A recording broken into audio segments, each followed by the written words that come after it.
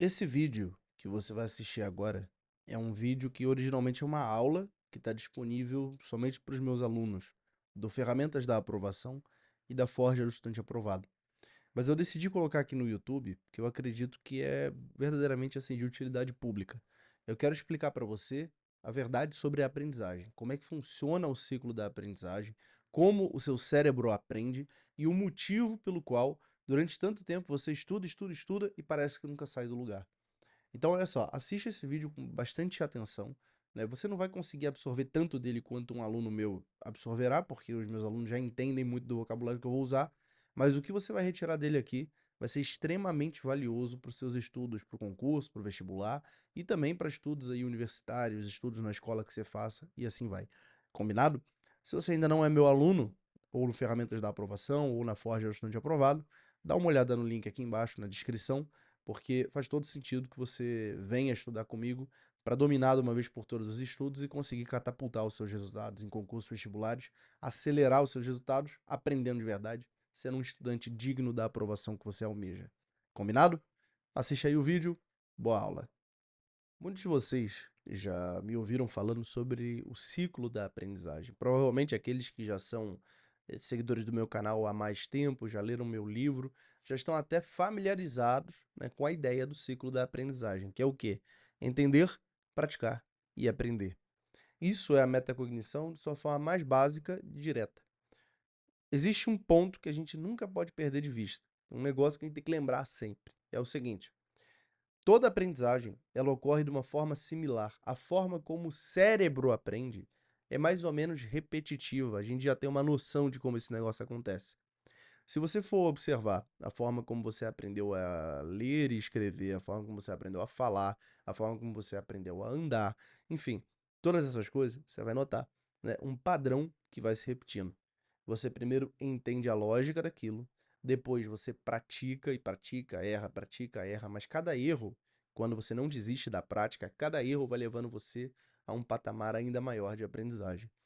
Eu me lembro, por exemplo, quando eu comecei a dirigir, né, a primeira vez que eu peguei o carro do meu pai, assim que eu tinha tirado a carteira, né, eu fui para casa de um amigo meu, enfiei o carro na parede da garagem lá do prédio dele, né, arrastei o carro assim na parede do prédio, foi um desastre, né, o negócio que eu fiz.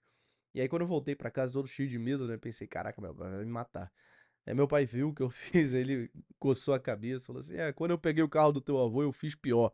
Eu bati de frente com outro carro. Então, isso já é esperado, tá entendendo? Isso já é o esperado. Quando a gente pega um carro pela primeira vez, a gente vai fazer besteira. Quando a gente anda de bicicleta pela primeira vez, nós vamos cair no chão. Quando a gente nada pela primeira vez, é esperado que a gente engula um pouquinho d'água. É assim que funciona mesmo. Não adianta ficar com certo perfeccionismo, cheio de dedo, né? Cheio de vontadezinha de ser perfeito, porque isso não vai funcionar. Tá bom? Isso não vai funcionar.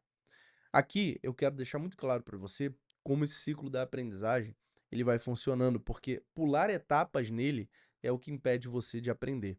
Muitas vezes, naquela sanha de querer fechar o edital rapidamente, os cursinhos preparatórios, eles empurram você, por exemplo, para a prática antes que você tenha sequer entendido as bases daquele conteúdo. Você nem entendeu o funcionamento, nem entendeu a lógica daquilo, e você já está praticando, você já está pegando questões, inclusive questões muito mais difíceis do que você deveria estar pegando. Nós não colocamos uma criança que acabou de aprender a andar de bicicleta numa mountain bike, né, para fazer uma trilha. Nós não pegamos um sujeito recém-habilitado que nunca dirigiu um carro na vida e botamos ele para andar, né, num carro de Fórmula 1 para competir numa corrida. Não é assim que funciona. Nós não pegamos um neném que acabou de aprender a andar e colocamos para correr uma maratona. Então, da mesma forma, não vai dar para você, por exemplo, assim que você acabou de assistir uma aula e mesmo que você tenha entendido o conteúdo dela, você não vai conseguir logo de cara pegar as questões da prova e fazê-las com extrema facilidade. Não é assim que funciona. Então, vamos dividir a tua aprendizagem daqui para frente em passos que sejam lógicos, né, coerentes, que vão fazer sentido, que vão te levar mais longe. O primeiro passo é você verificar se você entendeu de verdade o conteúdo da aula que você assistiu, do PDF que você leu. Muitas vezes você acha que entendeu, só que como é que você sabe se você entendeu mesmo? É o seguinte, você consegue lembrar das principais informações daquilo ali? Você consegue fazer um resumo daquilo ali? Eu não recomendo, não é uma coisa que eu recomende muito, porque eu trabalho com muitos alunos que não têm o dia inteiro para estudar. Então, esse negócio de ficar fazendo resumo, anotação, dando aula para si mesmo, não é algo que eu recomendo muito. Mas se você tiver o dia todo para estudar, você tem o dia disponível para dedicar aos seus estudos, eu recomendo firmemente que você faça isso.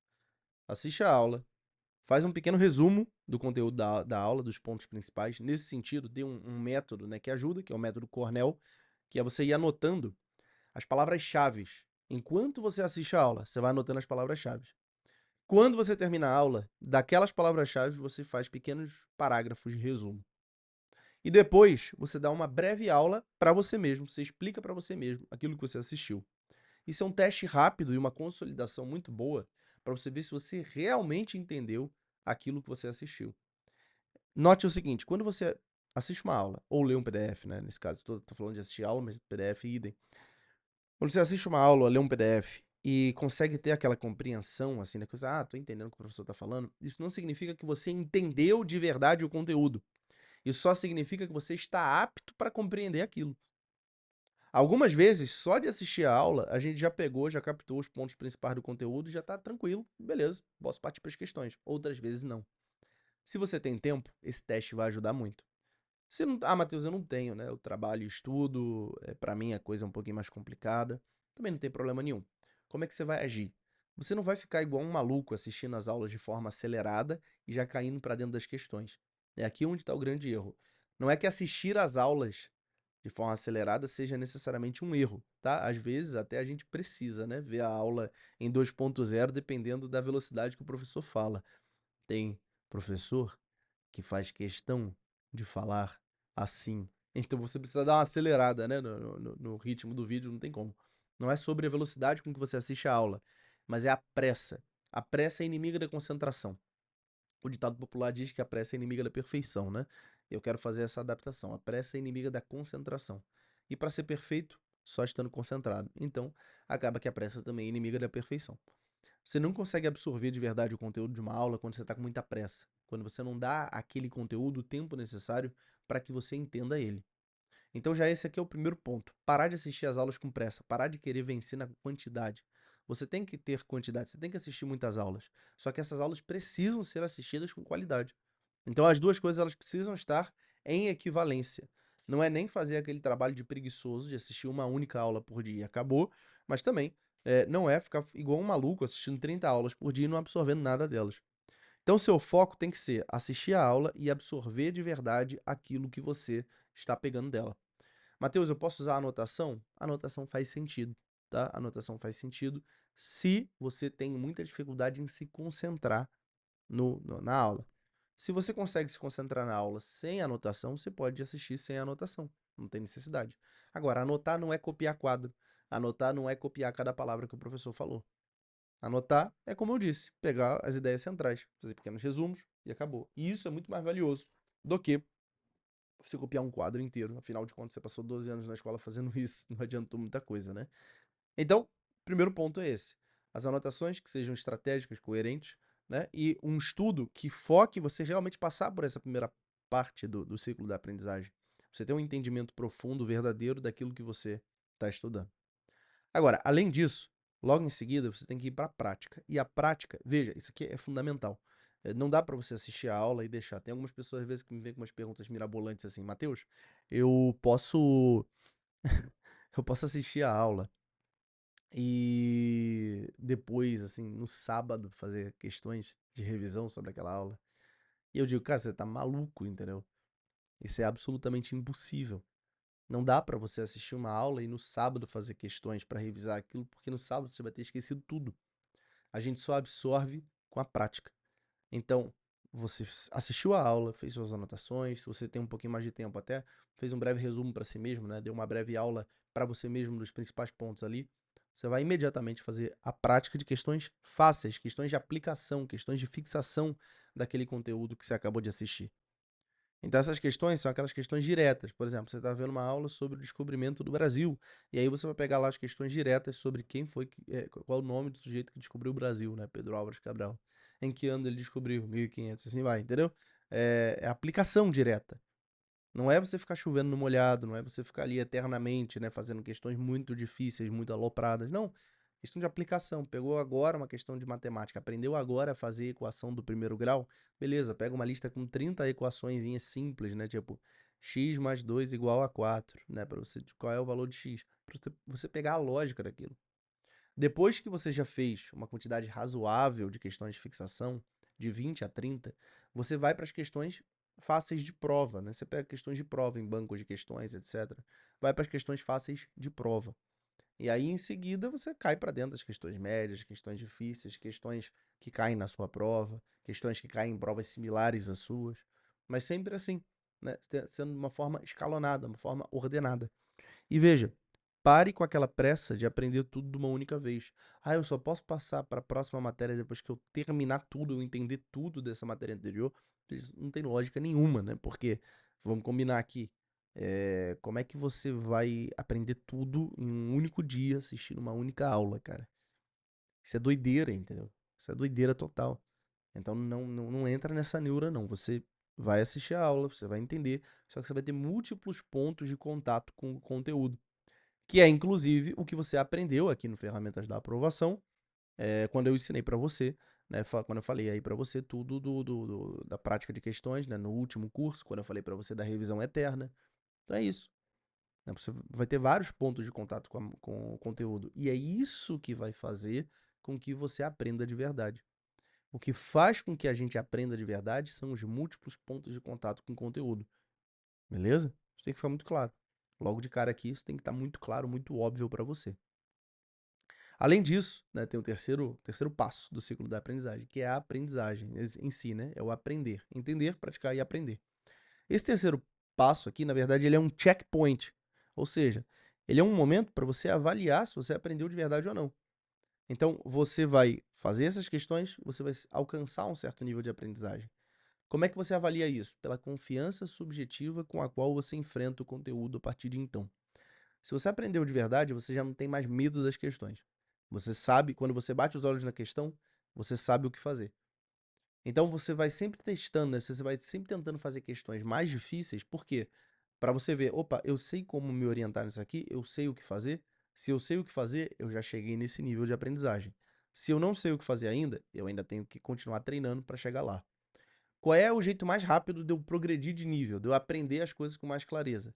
É ver as pessoas fazendo aquilo. Ou seja, eu quero ter o aprendizado tácito, é o nome técnico disso. Aprendizado tácito é ver alguém fazendo aquilo que eu quero aprender a fazer. Quando você já faz, o seu aprendizado é completamente diferente. Por exemplo, quando você está aprendendo a dirigir, você nunca pegou num carro, o seu pai vai te ensinar a dirigir e ele vai mostrar para você como que engata a marcha, né, no carro. E você vai ter uma noção muito estranha assim disso. Mas depois, quando você já está fazendo isso e você vê ele fazendo, você consegue aprender muito mais. Você consegue absorver muito mais daquilo ali, do exemplo prático dele fazendo.